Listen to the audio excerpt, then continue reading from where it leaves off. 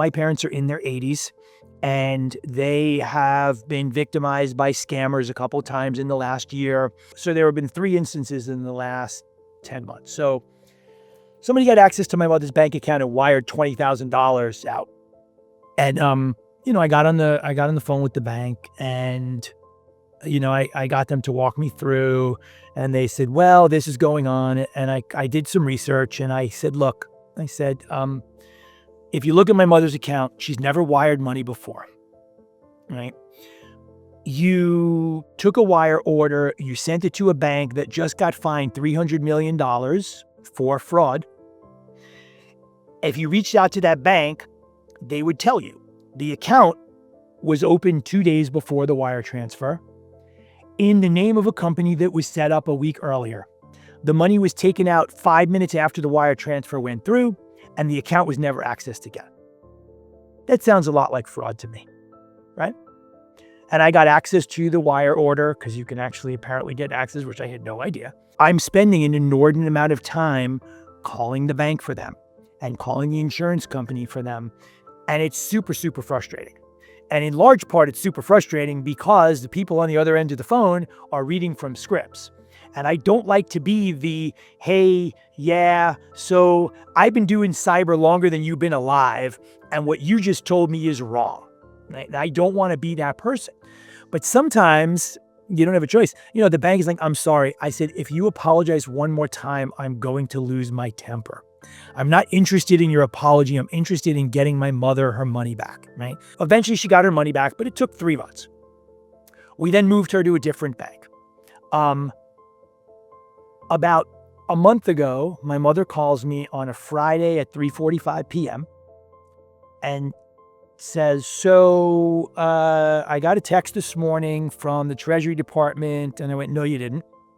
And she said, yeah, I did. I said, no, you got a text from a criminal telling you they were from the Treasury Department. Okay, so what did the text say? Well, your identity's been stolen. We're going to have the local police call you, and they're going to tell you what to do. In a nutshell, they convinced my mother to go to the bank and withdraw $18,000 in cash. They called her and said, so my parents live in New York City. They called her and said, we need you to take the money, put it in an envelope, and drive it out to New Jersey. And my mother went, yeah, I'm not driving out to New Jersey. So my mother didn't drive out to New Jersey, but her response was, I didn't want to bother you. And I said, you're not bothering me, Mom. Like, I need you to call.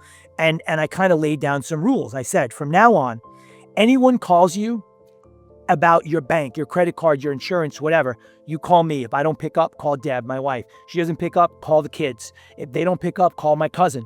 Like, I want you to call everyone you know and tell them what's going on. And then the most recent situation, they broke into my mother's account again. They bamboozle people. They create this sense of urgency and fear.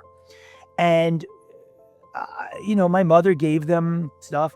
But again, the bank allowed a Zelle to be set up, which had not been set up before. They immediately sent $2,000 to another person.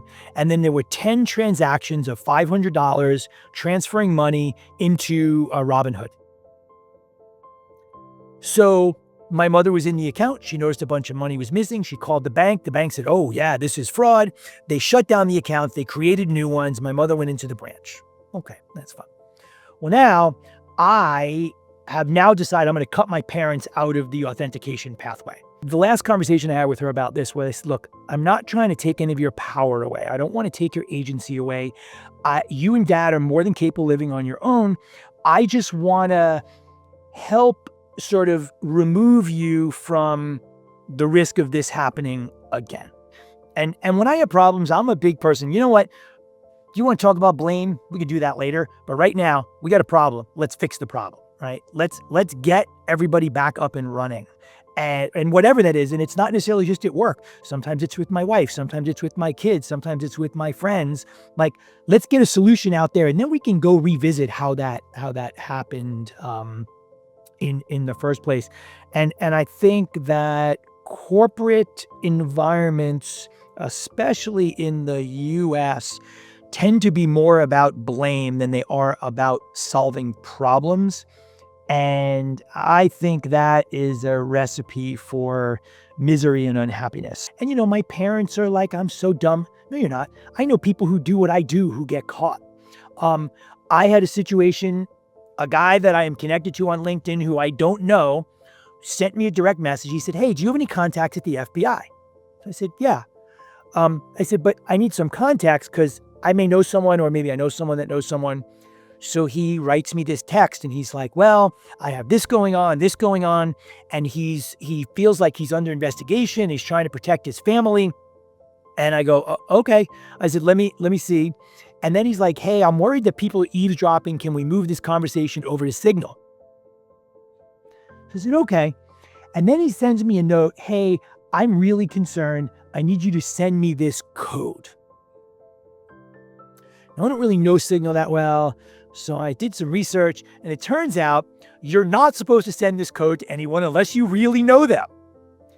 And then I went to, there's a scam subreddit, and I basically posted, and I said, does this sound like familiar? Because all these scams are the same. And people are like, read what you wrote. And I read it again, and I went, yeah, this is ridiculous, right? But again, he put me in a position where he was afraid. He felt like something bad was happening, and I wanted to help.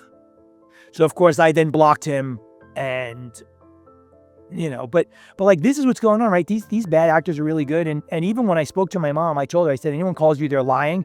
She said, what if it's you? I said, Mom, there are hundreds of hours of me online talking. I said, the bad actors can use AI to absolutely generate a script, and you will not know it's not me. I said, so if anyone calls you, hang up and call them back. There are people out there that want to do you harm. Trust no one. If you get a phone call and you don't recognize the number, don't pick it up. If they leave a message, then you can call them back. But, law enforcement's not calling you. The Treasury Department's not calling you. The government's not calling you. No one is asking you to take cash out of the bank. Like, tell yourself the story and then go, if someone told me this story, what would I think? I would think you were being scammed. And I just think that we just need to get them to understand there are people who are trying to steal from you, and you can't trust them. Unless you're face to face with someone, don't trust. I think AI, at some point, I think the AIs are going to figure out how damaging people are. And I see a future. I don't know how far in advance. I see a future where we have a Terminator or a Matrix scenario where the computers think humans are too dangerous and get rid of us.